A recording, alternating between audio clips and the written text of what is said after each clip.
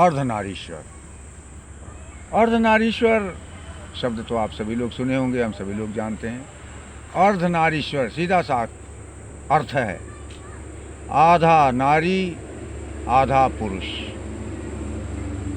एक पुरुष में छिपी हुई नारी, एक नारी में छिपा हुआ पुरुष। ये हमारी भी संरचना है। भगवान शिव को तो कहा गया है, सभी लोग जानते हैं, अर्धनारीश्वर। हम शिव की ही संतानें हैं।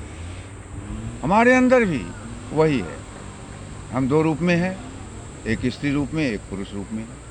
लेकिन हम दोनों के भीतर, स्त्री के भीतर पुरुषत्व, पुरुष के भीतर स्त्रीत्व छिपा हुआ है। जैसे क्रोमोसोम्स हम देखते हैं, स्त्री पुरुष दोनों में समान होते हैं क्रोमोसोम्स। वो 23 पेयर्स होते हैं, यानी 46, जिसमें 22 पेयर एक किस्म के होते हैं और एक पेयर जो दो होते हैं, एक पेयर वो अलग किस्म के होते हैं। एक किस्म वाले को एक्स कहा गया, एक किस्म वाले को वाई कहा गया। ये सभी में मौजूद होते हैं, स्त्री पुरुष दोनों में। ये विज्ञान प्रमाणित करता है। अतः स्त्रियों के अंदर पुरुष, पुरुष के अंदर स्त्री, यह हमेशा मौजूद रहती है। जब हमारे भीतर जागृत पुरुष किसी कर्म में आता है तो हम दूसरा कर्म करते हैं, और हमारे भीतर का जो स्त्री जागृत है, जब वो जागृत होता है तो हम दूसरा कर्म करने लग जाते हैं।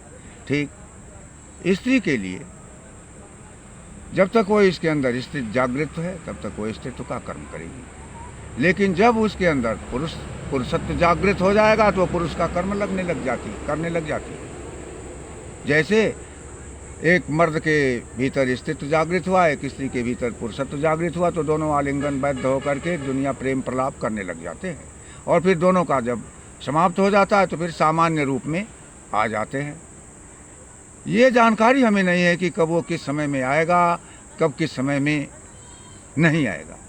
इसके लिए समय, वातावरण, प्रतिकूलता, अनुकूलता सब कार्यक्रम बनता रहता है। अब 24 घंटे के भीतर हो सकता है, 2 दिन में, 4 दिन में भी हो सकता है। आइए जीवन में भी देखें। अगर हमारी आयु 100 वर्ष की है तो अगर हम पुरुष हैं तो 50 वर्ष तक ही पुरुष हैं। 50 वर्ष के बाद हमारा स्त्रीत्व जागृत होता है। स्त्रीत्व क्या है?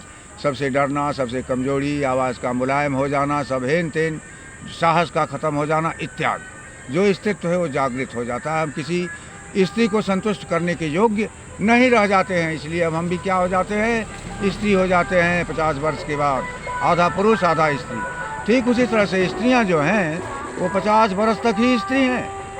50 वर्ष के बाद उनका स्त्रीत्व खत्म हो जाता है, पुरुषत्व जागृत हो जाता है, चाल ढाल मर्दानी हो जाती है, आवाज़ मर्दानी हो जाती है, किसी किसी की दाढ़ी मूछ भी आ जाता है। और स्त्री का जो मुख्य गुण है संतान उत्पन्न करना, मेनोपॉज़ुअल स्टेज आ जाता है, उसका जो धर्म बंद हो जाता है तो संतान उत्पन्न नहीं कर सकती, पूर्ण पुरुष हो जाती है। चाल ढाल रहन सहन ये हमारे जीवन में भी चलता रहता है।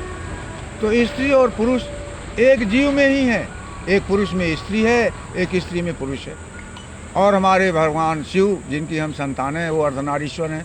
तो हम भी अपने आप को ऐसा ही समझें कि अगर पुरुष हैं तो आधा स्त्री समझें, अगर स्त्री है तो आधा पुरुष समझें। और इसको जब हम समझेंगे तो हमारे समाज में जो स्त्री पुरुष का भेदभाव फैला हुआ है ये समाप्त होने में सहायक होगा और निसंदेह हमारा समाज आगे बढ़ेगा। इन उदाहरणों को, इन चिंतनों को अपने आप में महसूस करते हुए अगर हम आगे बढ़ेंगे तो निसंदेह हमारी व्यवस्था सुदृढ़ होगी। क्योंकि न कुछ स्त्री है न कुछ पुरुष है, ईश्वर की निगाह में सभी जीव हैं। जीव स्त्री भी होता है और पुरुष होता है, और दोनों के समन्वय के विस्तृत रूप को ईश्वर कहते हैं।